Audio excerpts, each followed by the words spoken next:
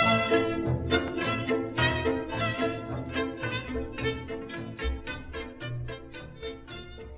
everybody. It's Andrea, and I don't know if this will be my last podcast before my big trip to visit far-flung family members. Try saying that several times fast. It'll be a long trip. It's going to be slightly over 3 weeks because I'm going very far. I'm going to Singapore, and then I'm going up the Pacific Northwest, and I have family in all sorts of places. Right now I have a family member in Israel, and so I'm not going to Israel this trip. I hope to go back one day. I haven't been back since 1982. My 2 efforts to go back there have been abortive. The first time my father had a medical crisis, so I canceled that trip. And the second time COVID happened, so that trip got canceled on me. And now life has me in a place where it's not easy for me to go to Israel, but I will get back there one of these days. Anyway, let me just swing right into what I want to talk about. Some of it's intensely political. Some of it is things that just brew in my mind, and I thought I'd share with you for what it's worth. I don't know how much it's worth. First thing, though, what's happening in Iran. So Donald Trump has... I'm recording this on Monday evening. You'll be seeing it Tuesday morning. So just a few hours ago, Monday at 3:01 p.m. Eastern Time, Donald Trump put up a tweet about what's going on in Iran. And before I get to it, what I want to talk about is let me find it here, I've managed to blow everything to pieces here, is a essay I wrote yesterday, and I got some flack for it because what I said was, will Trump finally act against Iran? And my point was that Trump got off to a magnificent start. I mean, a war fought like no other war, Trump and Israel together. You cannot discount what Israel did.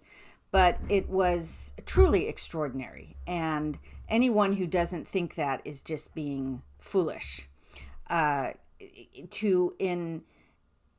With our losses being only 13 people, 13 individual tragedies, but in the grand scheme of a military attack, an extraordinarily small number, we wiped out Iran's navy, most of its missile defenses,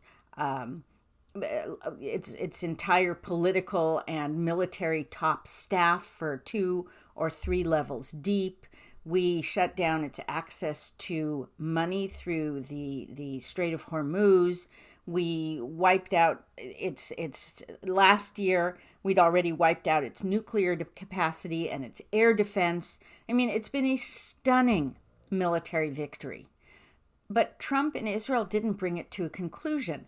And I understand why Trump didn't do that. Bringing it to a conclusion means only one thing. And I'm not talking about an extended Iraq or Afghanistan style boots on the ground war. It means simply wiping out Iran's infrastructure, which we can do pretty easily from the air if I understand correctly. You destroy bridges, you destroy power grids, and you destroy Karg Island, which is Iran's way of getting energy out. You can also destroy a few oil fields and refineries, but Trump doesn't want to do that because he does not want to reduce the entire 90 million person nation of Iran to Stone Age status. This is not 1945. We can't take on the responsibility of Iran. Or at least Trump doesn't want to, and I certainly understand that. If we destroy Iran's infrastructure, it really is a case if you break it, you buy it. And the last thing in the world Trump wants is to have Iran as a client state or something crazy like that. So I understand why he's trying to do like a snake, the slow squeeze with his coils wrapped around Iran's economic well-being. They can't get their oil in and out. Having said that, it puts us in a holding pattern, and the Mullahs are taking advantage of that really quite well. And again, I'm not being defeatist. I'm not saying we've lost. I'm certainly not saying this is the wrong war and Trump never should have fought it. I think it's brilliant that he fought it. I think it's wonderful that he fought it. But what the Iranians have been doing is looking at the American political scene, looking at rising fuel prices, looking at the upcoming midterms, and looking at the Democrats. And the Democrats hate Trump so much that they would rather see Iran win.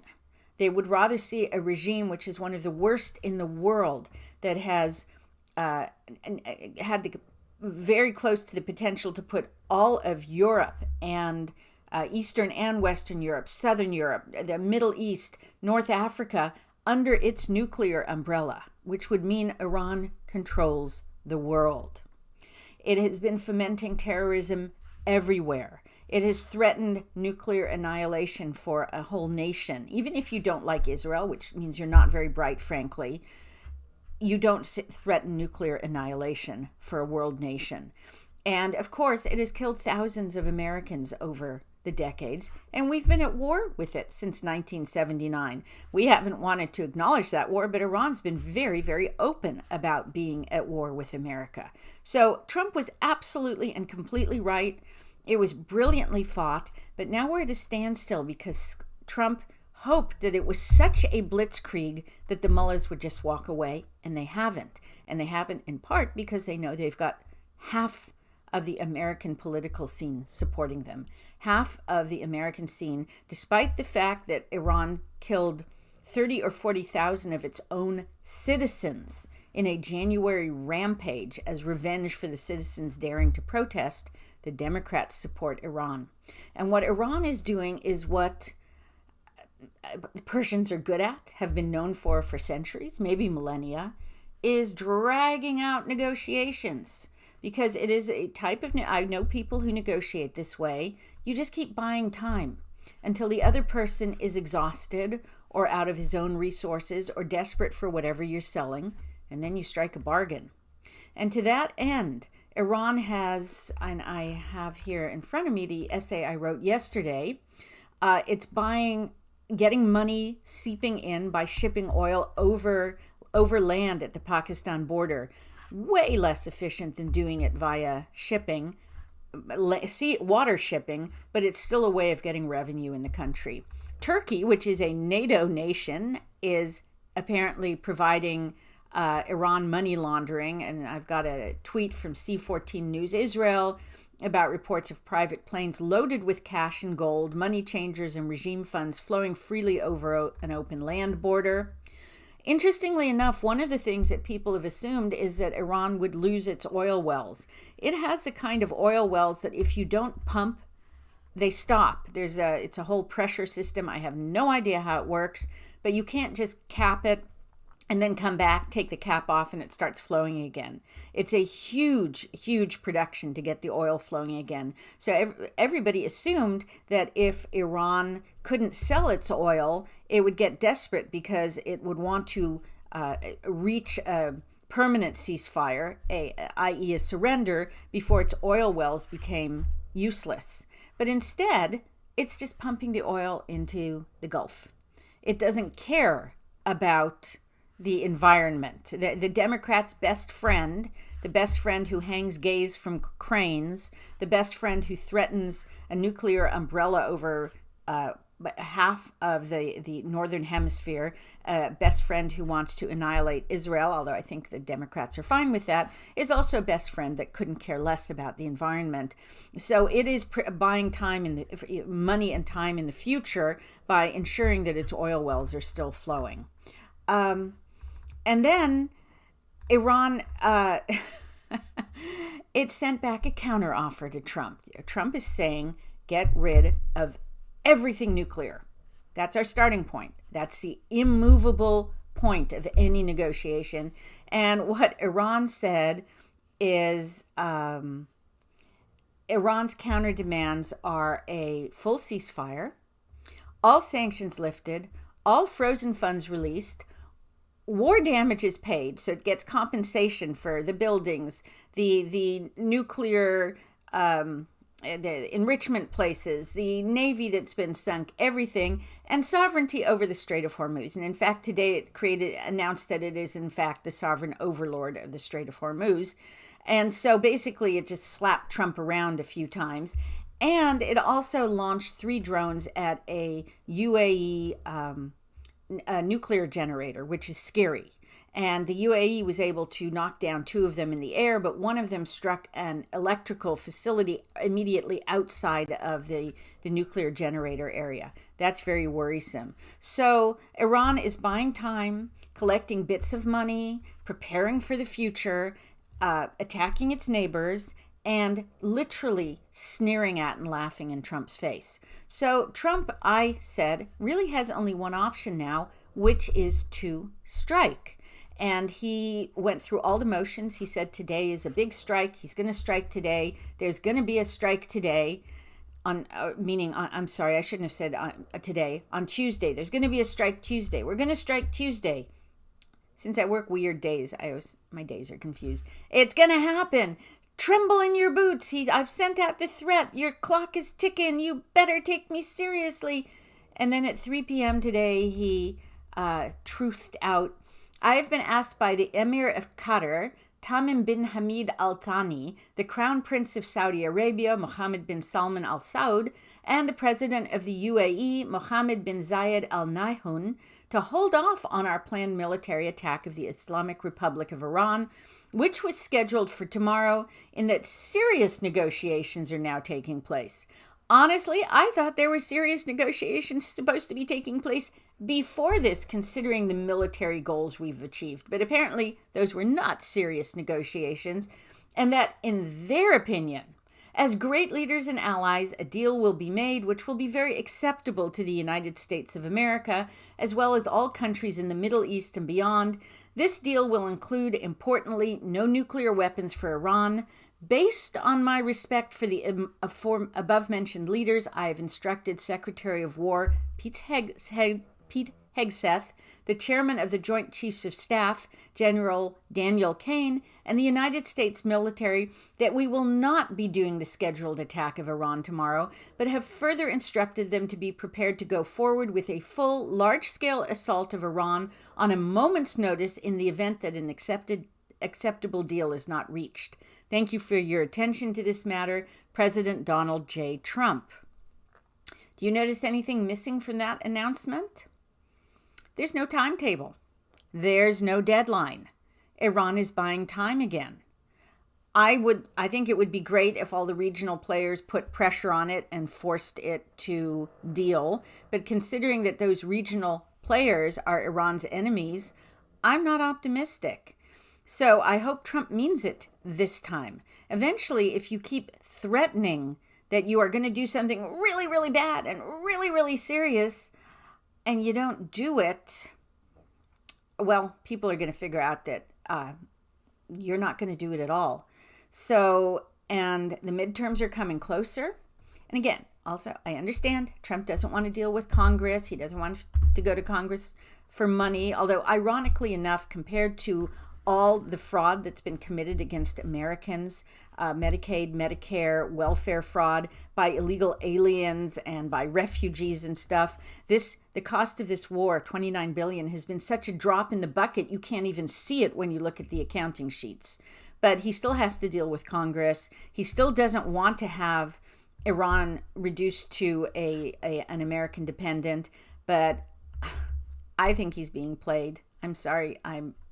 The Persians are good at this. They've been good at this for thousands or at least hundreds of years. And Trump just will always fall in love with the possibility of a deal. Anyway, that's my take. Now I'm going to bounce around to cultural stuff. Sometimes politics just is so exhausting on a Monday when technically I'm not working. And the cultural stuff is the Odyssey, which is going to lead me into a second cultural thing, which is a great men's school of history. There's been a lot of debate, as you've probably heard, about Christopher Nolan's new movie, The Odyssey. Now, I have to say that I'm not a Christopher Nolan fan, and I'm not an Odyssey fan. And I'll tell you in a minute why. Well, there are a couple of reasons. um, I had to read Robert Fitzgerald's translation when I was in school. I don't even remember if it was in high school or college, but it just didn't resonate with me. And maybe if I were to read it now, I'd like it. A lot of what I hated about the classics in school was that English teachers, and my dad was an English teacher, English teachers routinely sucked the life out of everything. And this is a education point I will get back to. But there was nothing that I read in an English class that I didn't come to hate. Fortunately, I'd read Jane Austen's Pride and Prejudice before an English teacher tried to destroy it for me. I had the misfortune to read Charles Dickens' Great Expectations in junior high school, and college, and came away loathing Dickens, and only discovered what a great writer he was when I was snowed in. As an exchange student, I was snowed in England, and the only book to read was David Copperfield. And I read it and thought, wow, this is awesome. Because without the boring mediation of an English teacher, it was a great book. Same thing with Oscar Wilde's Picture of Dorian Gray. When I finally read it without the mediation of an English teacher, I was impressed. They kill everything. So the Odyssey, I didn't like it. I also don't like the Greek myths very much, and I'll get to that in a moment. But before I do, I want to say that going back to Christopher Nolan, he did the weird casting choice. So Helen of Troy, the face that launched 1,000 ships, was a lily white Greek princess, and he cast an African actress who, by any Western standards, is not very beautiful. Perhaps by African standards she is, but by Western standards she does not meet traditional beauty metrics, and the Odyssey is one of the core pieces of Western literature.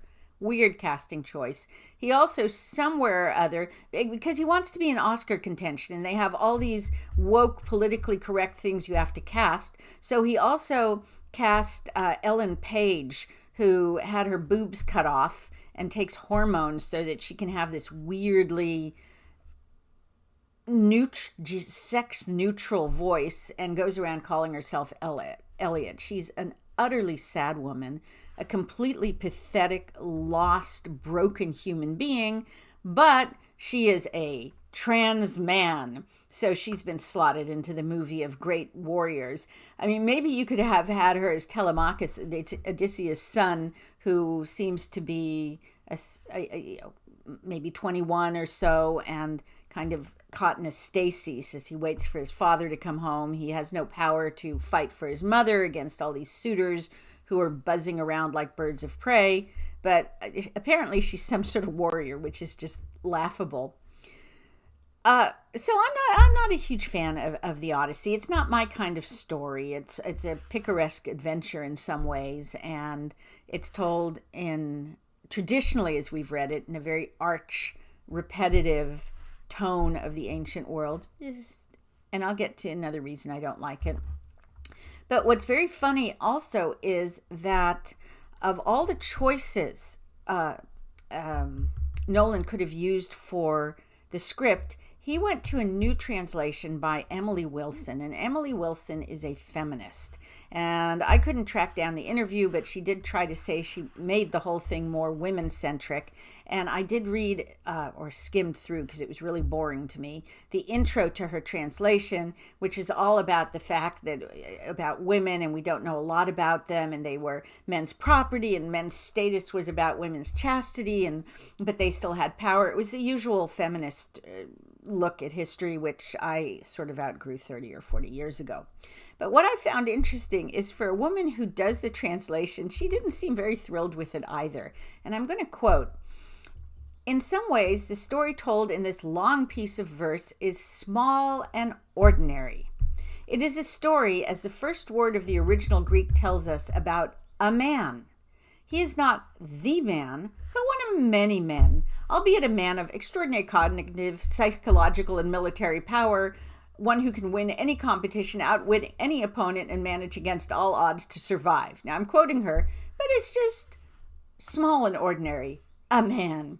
She continues, the poem tells us how he makes his circuitous way back home across stormy seas after many years at war.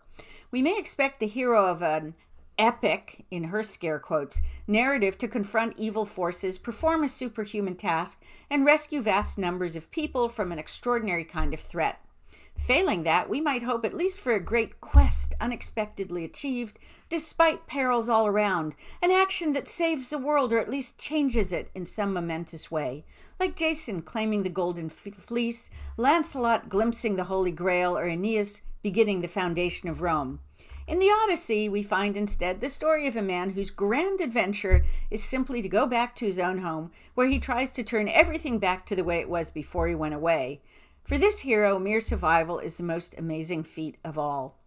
It's a very slighting way to speak about one of the epics underlying Western civilization. And the way she goes about translating it is in itself demeaning. Now, I found the arch language of the Robert Fitzgerald essay version I had to read really challenging.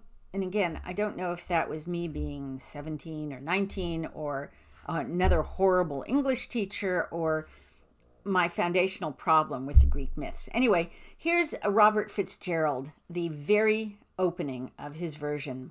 Sing in me, muse, and through me tell the story of that man skilled in all ways of contending, the wanderer, harried for years on end, after he plundered the stronghold on the proud height of Troy. Wow, he's a warrior, he's a skilled in all ways, he's a wanderer, he's someone who's harried yet never stops. Emily Wilson, tell me about a complicated man, muse. Tell me how he wandered and was lost when he had wrecked the holy town of Troy. Okay. Robert Fitzgerald, he saw the towns and learned the minds of many distant men, and weathered many bitter nights and days in his deep heart at sea, while he fought only to save his life and bring his shipmates home. So a cold, hard world, and he was almost broken by it, but he saved himself and he saved his men, and he had his destiny. And Emily Wilson, and where he went and who he met, the pain he suffered in the storms at sea, and how he worked to save his life and bring his men back home. Okay.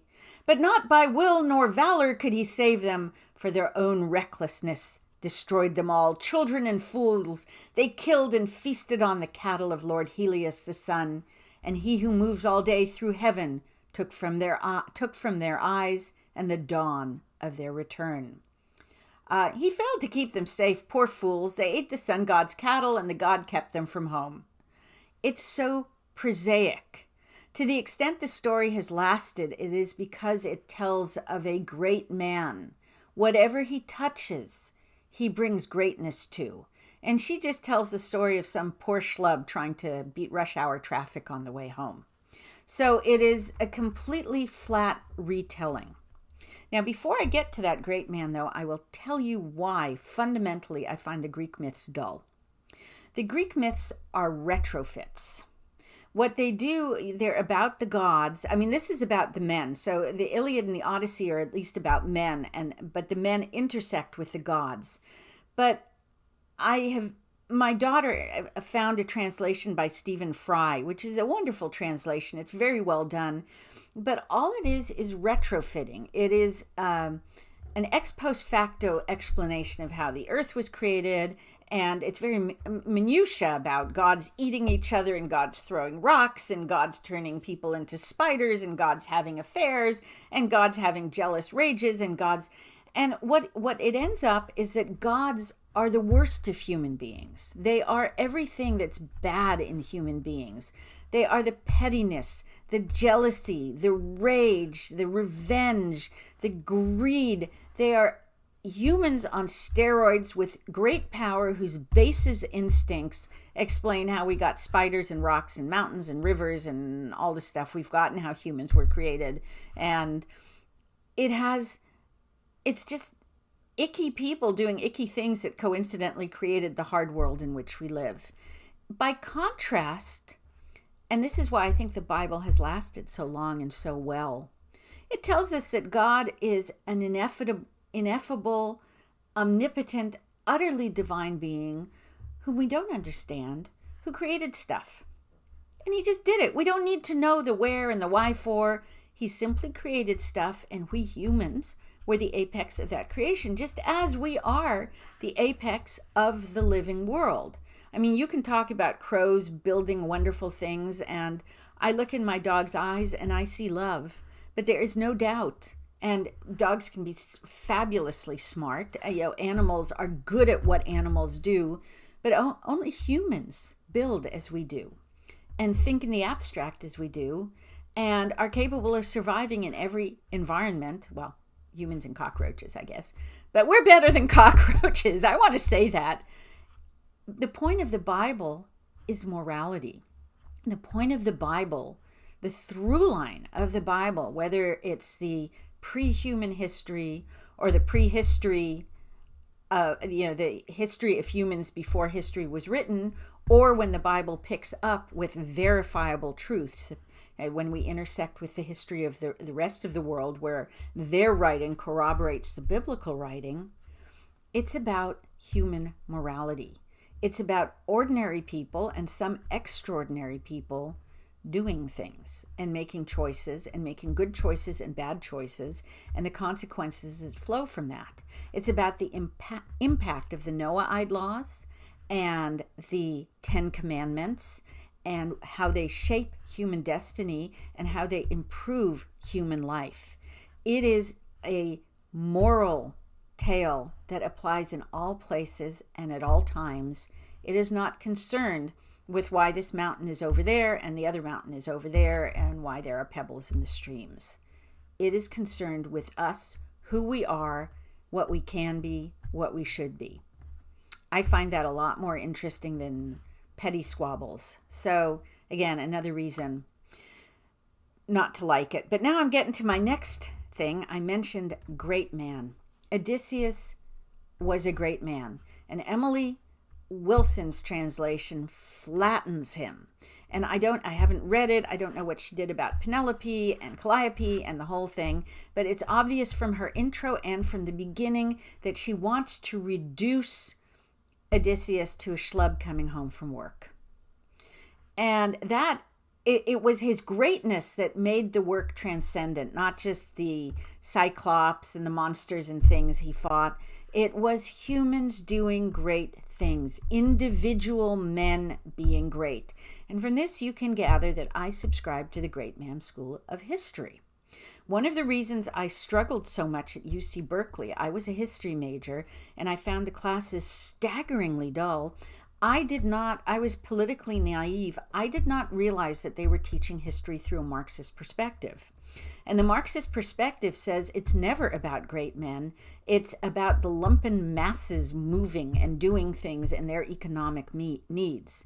But I always knew that what happened in England when Henry VIII needed a son, and how he separated from the Catholic Church, and how he supported the Reformation, and how Martin Luther's nailing the theses on the door of Wittenberg Cathedral, these changed things. These were hinge points. And yes, you can absolutely have movements. For example, the development of the industrial era. But every development was because a man forwarded it. Each was a man's invention. The car, the airplane, the telephone. In the computer age, it was men in Silicon Valley. It is individuals. And yes, masses have needs. And when you push a mass of people too far, they will rise up. But they're usually led by a man. Sometimes a woman, Golda Meir, Elizabeth I, Margaret Thatcher. There are also great women, and yes, the male-centric history, the fact that women have babies, and it's a process that only in the modern age have we been able to stop, for better or worse, I think for worse, has sidelined them. It's very hard to be a great woman when you have 15 children. It's very hard to be a great woman when women died in their 20s at childbirth. It's very hard to be a great woman when you're nursing a child. And so, yeah, it's going to be great men for the most part. And that takes me to the picture on the monitor, if you're watching, which is Lech Walesa and Tommy Robinson, two very different people. Lech Walesa, for anyone young listening, was the man who was a shipyard worker in the Lenin shipyard in Gdansk, Poland. He started working there in the 1960s, and he was always concerned with the plight of the individual worker.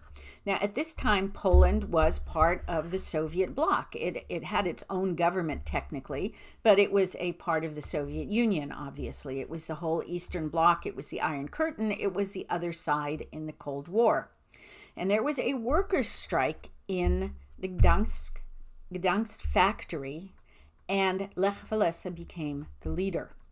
And he'd long been a leader in the underground, and his moral stature got out into the greater world, which made him hard for the Poles and the Soviet governments, the communists, to touch. And he became the great man. He was the ultimate symbol, the individual man standing against the massed might of the Soviet Union. Now, of course, by this time, the Soviet Union was failing under its own weight, under the failed economic system of a purely managed economy with no free market, with no innovation, with no adaptability. But you still needed a great man. He knocked down the first domino. And then you had that trio of great leaders. You had in 1980, Ronald Reagan. In 1979, I think it was, Margaret Thatcher became prime minister, and I actually saw her.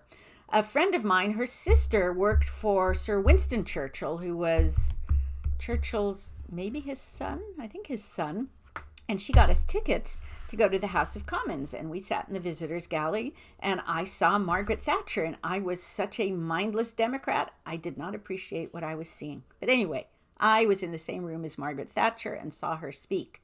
So, and then of course Pope John Paul II, who was an exquisitely moral man and had of course experienced life under the Soviets. So it wasn't the gauzy leftism that the current Pope Leo imagines. He knew what the jackboot was like. And so this quartet of great people, Lech Walesa as that one man standing against the might of the Soviet Union, Thatcher and Reagan willing to take on the Soviet Union, and John Paul II, the true voice, conscience of the West, four great people, and they imploded the Soviet Union. It was gone in a few years. It started breaking down, and by 1989, a decade after the shipyard strike, it was gone. So what does this have to do with Tommy Robinson, who once was part of a white supremacist movement, I forget what it was, the British National League or something, and who was in prison and who was a fairly violent man in his youth and who will still go head to head physically with people? What does this have to do with him? Well, sadly, Great Britain has become the evil empire. Under the aegis of weak Tories and strong leftists, it has become a police state. It has more closed circuit cameras than any other country in the world, probably other than North Korea. More people, I think 22,000 people were arrested or investigated last year for wrongthink on social media. It is clamping down on free speech. It has completely opened its door to Islam from Pakistan, from the entire Middle East, from North Africa. The British government has made common cause with the Muslims. They have a common enemy, which is Western civilization, Christianity, and Judaism. And I jumble Christianity and Judaism as the Bible, which is a moral book, which says that men are not the ultimate arbiters, but God is, and God has set out his moral code. And the state, it's not the state that is ultimately most important, it is God. It puts man in his place. It creates the important hierarchy. And so, and of course for For Muslims, God is anathema. It's Allah who's important. For the leftists, it's the state that's important. And currently, the Muslims and the leftists have made common cause. As you know, my bet is that at the end of it all, it will be the Muslims who win, because even the leftists don't have the stomach for the slaughter that delights Muslims. Just look at what happened in Israel on October 7th. We now know in grotesque, stomach-churning, disgusting detail. And William Jacobson of Legal Insurrection says, and I did not realize this, that when ISIS was in the Bataclan Theater in Paris, as you may remember several years ago when they engaged in a mass slaughter there, they did the same thing there. This is how Islam fights, and even the leftists aren't that bad. If Islam gets truly out of the bottle, truly and completely, the world will be a Stone Age place. It simply will be. The Muslim violence is Stone Age violence on steroids, with better weapons and larger numbers.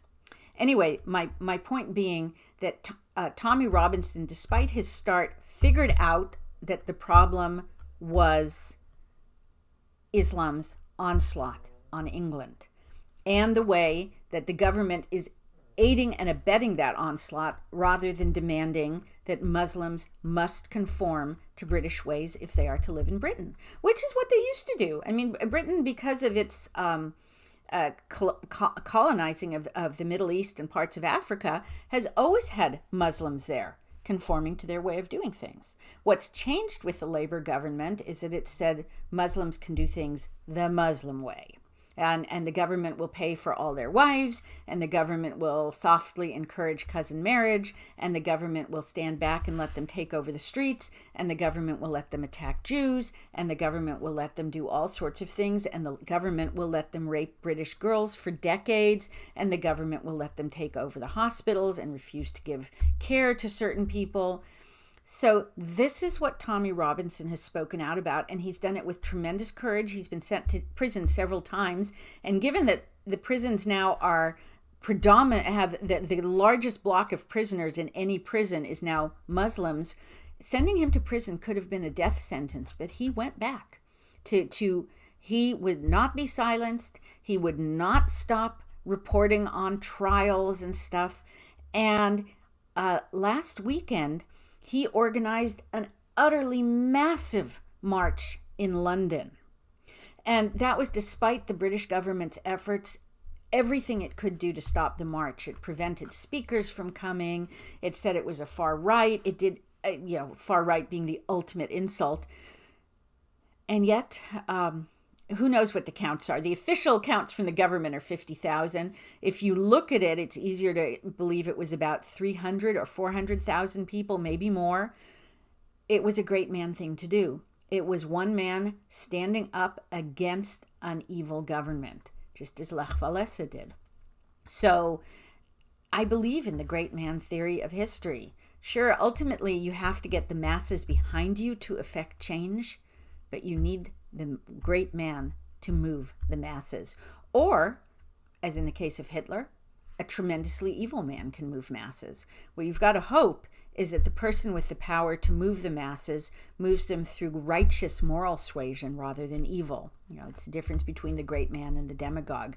One other point is that our current generation is being taught that this leftist theory that great men are meaningless and possibly evil, and every man who stands out, who is what they call in New Zealand, I think, a tall poppy, needs to be mowed down. It's bad to be a tall poppy. And Harry Truman, when he was a child, I don't know if it was his only book or his favorite book. He was very poor. He was given a book that had a really obvious name, like Great Man of History. And that's what Harry Truman wanted to be. A great man. Now, whether he was, I don't know. He managed to keep his unit safe in World War I. I think he lost one person to appendicitis or something, or he brought them all home. I don't know. But he was a great man in war. He was a racist who integrated the American military, a casual anti-Semite who recognized the newly reborn nation of Israel, He was also a member of, yeah, he was part of the St. Louis, I guess, the Midwestern political machine. He was a Democrat operative. But his aspiration was to be a great man. And our current generation, I wrote this down, that is told that change only comes through mass formations, sort of like the mindless murmurations of swallows. Now, if you are familiar with that, swallows, thousands of them at sunset will suddenly swoop through the air. Same thing as schools of fish in these amazing formations where they're just dazzling around, and then suddenly they lighten the trees and they're over. And I just saw a video that said these murmurations, it's not telepathy, there's not a grand plan. Every swallow is just moving to stay away from the swallow next to it, or to keep the path of the swallow next to it. And since they're all focusing on the little swallows around them, it creates a mass movement. We are not swallows. We are better than that. We are moral people. We're still enough of a biblical nation that we have moral principles, and we still have great men. And we just need to be wise enough to separate the great men from the demagogues. And currently, Tommy Robinson is acting like a great man, and frankly, so is Donald Trump, who had the courage finally to stand against Iran.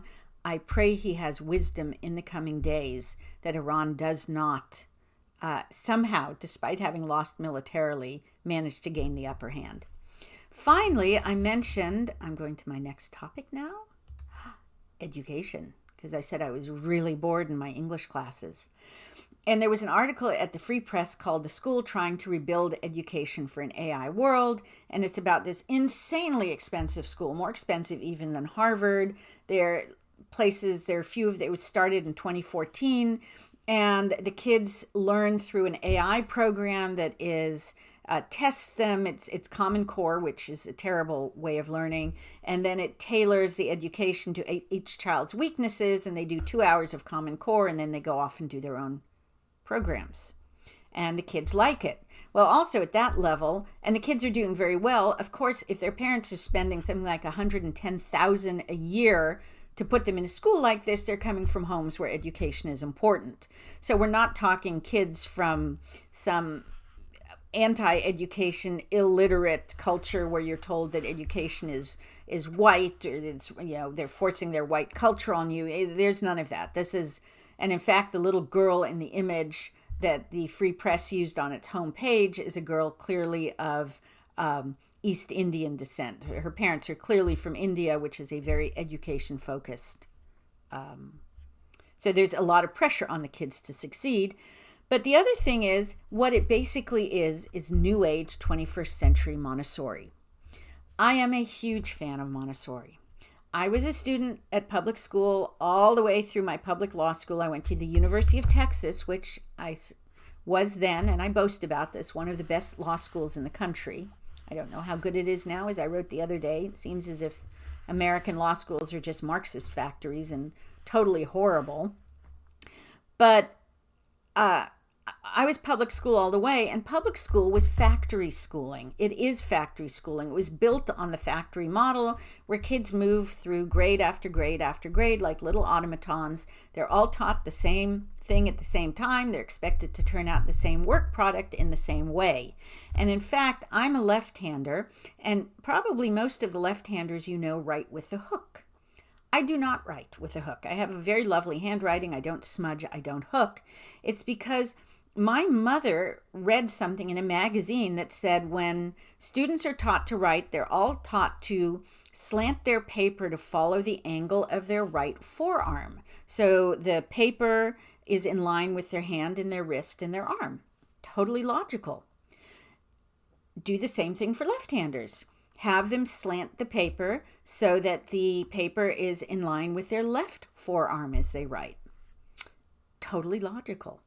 My mother had to take it all the way up to the school board because the school taught that the paper gets slanted in a line with the right forearm. And when the teacher I was second grade, when the teacher looked down the row of desks, all the papers had to be slanted in the same way. Mrs. Schneider was an idiot, but she was also typical of her class. No matter how nice the teachers were, and I did have nice teachers in public school, although very few of them, they were all mostly rigid people who knew their tiny, tiny little area of specialty, and that's all. It was the same with my children.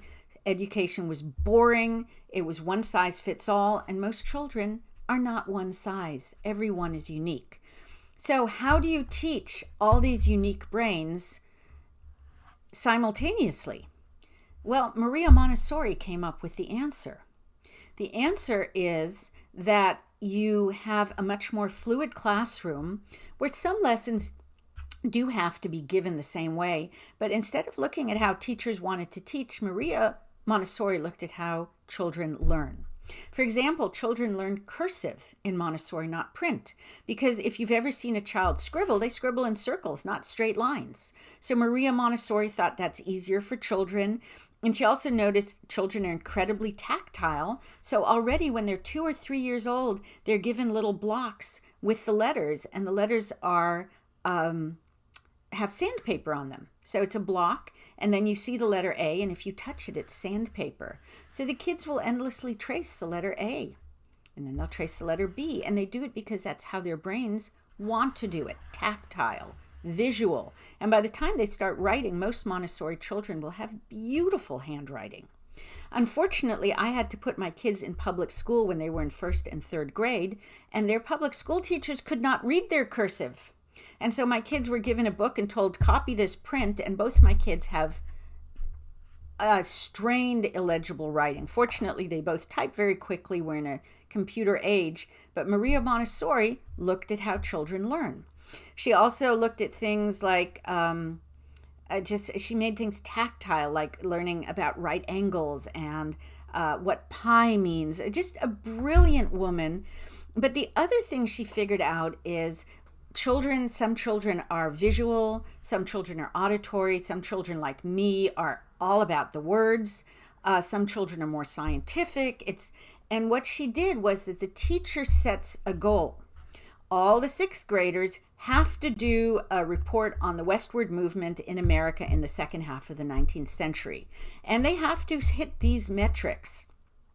But within that, the children are given a certain amount of leeway. Some might write a play. Some might do a vast artwork, a mural showing the entire westward movement. Some might do architectural, like architects' things of the buildings in that era. Some might write an essay. But what they have to do is show mastery of the subject. They're just allowed to do it through their natural way of acquiring and regurgitating information. So they are truly learning. And the teacher, rather than standing and lecturing, will teach to little pods. She'll explain what they need to learn, what they need to master, what the deadlines are. And then, like spinning plates on the old Ed Sullivan show, she and an assistant go around the room and make sure that the students are actually doing their work. And if you go into a good Montessori classroom, very few students are sitting at tables. Kids like to be on the floor. But they're all their heads in the work. Little boys, their bodies are bouncing around like grasshoppers, but they're totally engaged in their projects. And when Montessori kids finally transition to public schools, which ideally is after completing 8th grade, they are the ones sitting in the front of the classroom listening to those boring teachers as if those teachers are preaching the gospel of the Lord, because Montessori children believe that learning is absolutely fun and engaging and incredible. And they don't have homework because they get so much packed in during the day.